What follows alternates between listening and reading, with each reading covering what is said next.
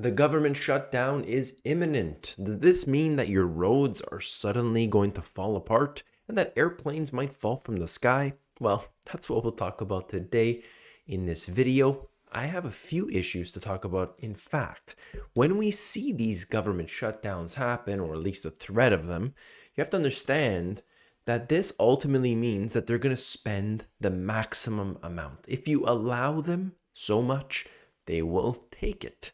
Give an inch, they'll take a mile. Delinquencies are rising year over year faster than the financial crisis. That should make your, hair stand up on the back of your neck. That should make you get some goosebumps, because when we see these repeated patterns, of course that's a problem. Okay, so we're going to look at that right here and now. Government tells federal employees that a shutdown may be imminent. Of course, at the end of the month, we will see what happens. But as of now, what do we know historically? Yes, they have shut down the government before. This wouldn't be the first time. But ultimately, in the end, they reopen it and it gets bigger than it was before. That's a fact. That's pretty obvious. And so these are the circumstances we could very well face again, regardless of whether they have a temporary shutdown. And by the way, when it temporarily shuts down, the whole government doesn't shut down. Okay, let's be honest about that. But when they come back up, it's bigger and badder than it ever has been. Keep this in mind. You've got the government spending way too much money. All right? Now let's look at this. The US is weaker now than when it was downgraded in 2011, according to former S&P ratings chairman. So you see that. The US was downgraded. Okay, this is supposedly the #1 country in the world. And in this case here, getting downgraded, looking weaker. Now, why is that the case? Well, there's the government shutdown here, it's the government shutdown there. You have the, one issue or another that has come up. These things don't really matter much. What I want to highlight from this is that we do see problems going on with debt when you look at this on a deeper level, corporations, the nation itself, as well as individuals. And I'll show you some examples of delinquencies getting out of hand already. And we've only just begun. Remember that we had seen delinquencies not that long ago at virtually zero. And people were not having an issue. Why? Because there were moratoriums, right? Didn't have a problem with rent. Didn't have a problem with mortgage. Discover charge-off rate. And you could see the 2023 forecast being higher than what we've seen over the past few years. Yes, the percentages are still technically small, but it is a concern for these credit card companies. Absolutely. Here we have it. Delinquency growth rate is higher than 2008. I want to make that clear. This is the year-over-year growth in credit card delinquency, not like total dollar value, not total amount of delinquencies, but this is just simply showing us that the year-over-year growth, the change of what we saw last year to this year is now higher than 2008, and that is significant. It's the highest level since 1992. Bankruptcy filings. This is unbelievable, but bankruptcy filings are moving up in recent weeks. A 4-week moving average of U.S. bankruptcy filings, going back to the levels we have not seen since the financial crisis. So it is one after the other after the other. Do you see how the dots connect? I think this is very important. If you do agree with me, hit that thumbs up button, because then we can be on the same page. And I really appreciate that. All right? So when we look at this, bankruptcies from the businesses, individuals not being able to pay their credit cards, the student loans piled up on top of that. As you know, now they need to pay. You've got all those moratoriums that were in place, those are gone. Oops. And you see this being an issue for not just a small group of people, but all over the place.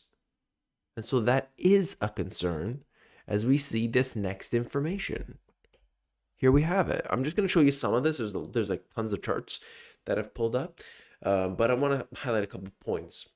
Recent loss cycles, excluding the global financial crisis, have averaged 200 basis points of higher losses. So we can expect much more, essentially.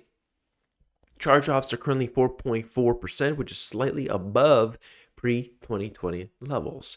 And so does that mean we're going to get much, much worse? This credit card issuers have seen 90 basis points or 0.9% increase in delinquencies, which is a faster pace of deterioration than in previous cycles.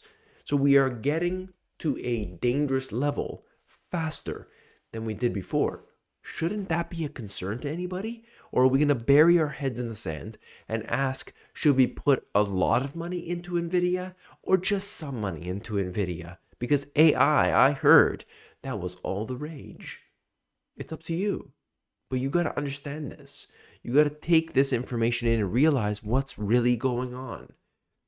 During the mid-1990s, it took 30 days plus delinquencies, 5 quarters to start to level out after the growth peaked. All I'm saying is this and these charts here. What I'm saying here is that you have a problem, you have a crisis, and look at the financial crisis, what happened, housing bubble and everything. That kind of came after 2010, 2011. So a lot of the worst problems, the stock market was already coming back up and you still had these things going on. So the stock market is going to react much earlier and there's going to be a bottom in the stock market earlier. That's going to come back up, but you could still have the actual economy suffering for months or years after that. That's what we've seen historically. So just keep that in mind. Here we have it, percent of all firms unable to pay interest expense from operating profits. Oh, yes, obviously the number is not super high, but to me, this is, when I look at it, the difference is basically double where that trend was, decades prior. And that's not a good sign, all right? It's 20% of businesses. I'm saying it's not that bad, but even I'm getting desensitized to all this. But that's the way it is, right? Look, you might ask yourself, what's next? What's coming? Well, let me just talk about the fact that the debt is up, certainly. Just look at that blue line. And then you compare that with the GDP. Now, even by using their metrics of GDP, we still see this great disconnect in between the two, and the further along debt gets without the real economy behind it, you encounter more of a problem, okay? And of course, when you tag onto that, this extreme circumstance with what we've seen, I think it's a big issue when you have interest rates at this high, when you got this debt that's all off the charts. It spells disaster. Delinquencies are rising, bankruptcy filings. I think we do have a problem here, and it's only going to be resolved by one thing. What do you think that is? I don't mean actual resolution. I mean kicking the can down the road. U.S. annual federal spending, and you could just see the point is that they've gone way overboard, spending more money than ever in history, spending so much money, your tax dollars, in order to stimulate the economy back to life. You've got these things. Nestle says global food and beverage market has been shrinking. So this is just one company saying, we are seeing a lot less consumption. People are purchasing less. We don't know exactly why, but we're feeling it. So even a company like Nestle, which is all kinds of different products, like so many different things, and they are absolutely feeling it. It's not fancy vacations. It's not cars. It's nothing. We're talking about items that could be $1, $2, $5, and they are feeling it. It's because people are cutting back anywhere they can. And so we see that right now. One company, right? What about this? You got that issue. Well, here's a solution for you, right? Why not live in a box? Oh, yeah. Can't afford California housing? Try living in a tiny sleeping pod all 4 feet of it. Is that what we're going to do now? We're going to live in little coffins because inflation is too high? Let's break it down for a moment. When you encounter these circumstances of high inflation, what does the government do? Okay, we're going to give you a little, check. Here you go. Here, we're trying to help you out. Meanwhile, they're the ones, they created this problem. You see the spending that they've done. Did I even cover the quantitative easing? Not in this video, but you know about it. That quantitative easing that's been going on for so many years, printing money, that's what that is. They printed so much money, it devalued your currency, so now you got to go live in a box. I mean, this breaks my heart.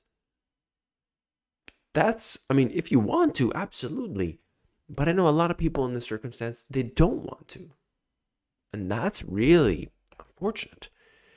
Looting rocks Philly for a second night. So again, more looting, more crime, and this will continue. There are incentives. If you read the books Freakonomics and Super Freakonomics, I have a link in the description, my favorite books. I don't know if I included it in there, but you could check it out. It's all about incentives. And if somebody feels that there's an incentive to do something, then they will. No incentive, not going to happen, right? And so that's what we're encountering. So what can you do about it? What are you going to do about it? Well, one thing is to identify your riskiest bets. Trim the fat.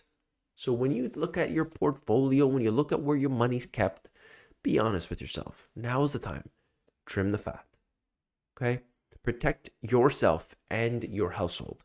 Crime is going up. The cities are rapidly becoming unsafe. And we've seen this all over the place. It's not just one city or another.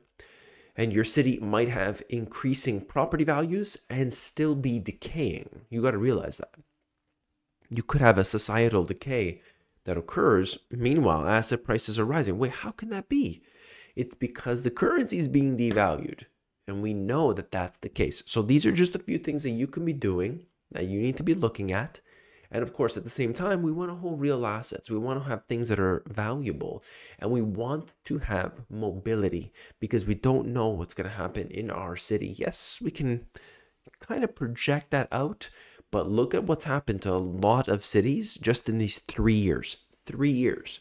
It happens in an instant, happens in a flash. Things become too expensive. And you're saying, whoa, I hope it turns around. Uh-oh, I hope it turns around.